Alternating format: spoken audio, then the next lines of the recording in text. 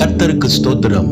இந்த நாளுக்கான தேவ வார்த்தை சங்கீத புஸ்தகம் 34 அதிகாரம் 10வது வசனம்.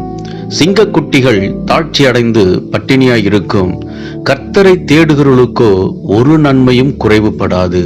இந்த நாளின் தேவ வார்த்தையின்படி ஆண்டவராகிய இயேசு உங்க குறைகள் எல்லாம் நிறைவாக்கி உங்களை ஆசீர்வதிப்பார். 38 வருஷமாய் வியாதியாய் இருந்த மனுஷன் தான் சுகமடைய வேண்டும் என்று தேவ ஆலயத்திலே அவன் காத்திருந்தான். ஆண்டவராகிய இயேசு ஒரு நாள் அவனை தேடி வந்தார். அவனுடைய வியாதியிலிருந்து அற்புத சுகத்தை கொடுத்து அவனை ஆசீர்வதித்தார். அன்பானவர்களே, உங்க குறைகளின் சூழ்நிலையில் ஆண்டவருடைய சமூகத்தை தேடுங்கள். கர்த்தரை நீங்க தேடும் பொழுது அவர் உங்கள் குறைகளை நிறைவாக்கி உங்களை ஆசீர்வதிப்பார்.